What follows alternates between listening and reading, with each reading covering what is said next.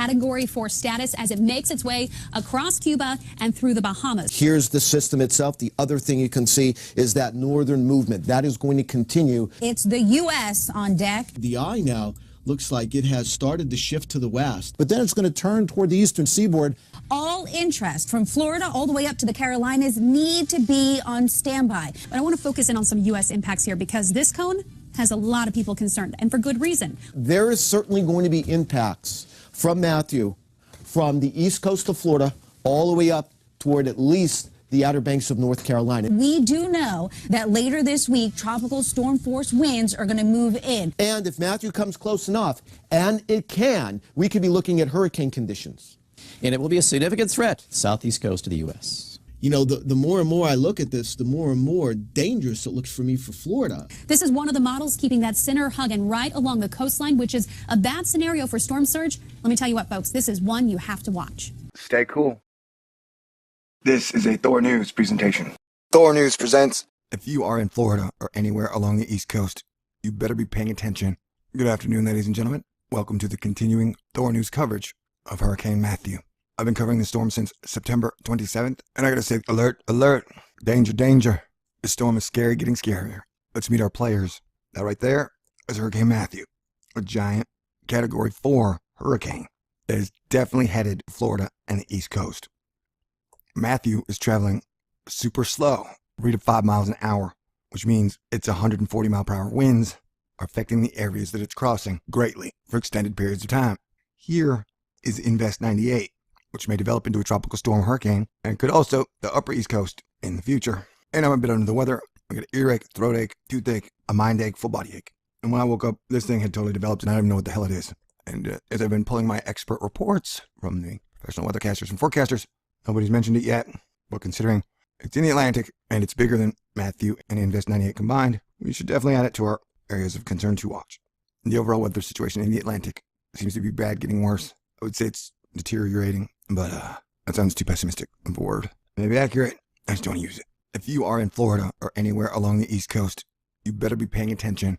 And I would say, for a worst case scenario, have evacuation plans ready. And don't evacuate at the last minute. Now, I'm not fear-mongering. Any intelligent man or woman who's looking at this map and not only seeing giant Hurricane Matthew cross across Jamaica and Haiti doing major, major damage, or whatever this freak storm system is behind it that's just popped up, both of those look like they could definitely affect the East Coast.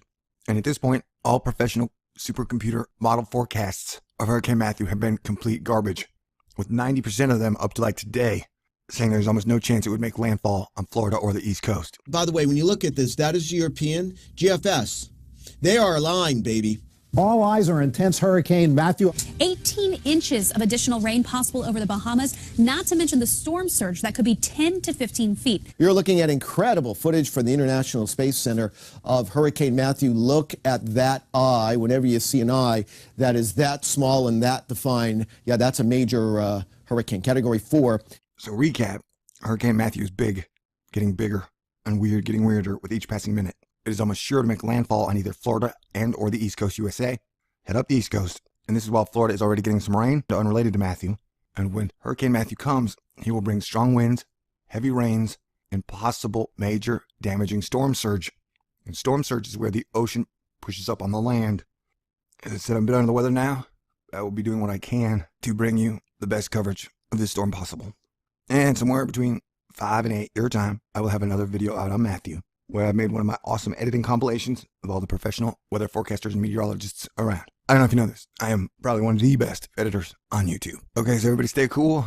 Usually I like to tell jokes, but I do fear that a lot of lives have been lost in Haiti and Jamaica, and this situation may worsen. So through these videos, my sense of humor will be locked down, unfortunately. So God bless everybody. All right, peace out. Talk to you guys soon. I'll be back. Oh, another thing. My data is always solid and top-notch, top shelf, top of the morning to you. Peace out. And here we go. Hurricane Matthew expected to maintain that Category 4 status as it makes its way across Cuba and through the Bahamas. Here's the system itself. The other thing you can see is that northern movement. That is going to continue. It's the U.S. on deck. The eye now looks like it has started to shift to the west. But then it's going to turn toward the eastern seaboard.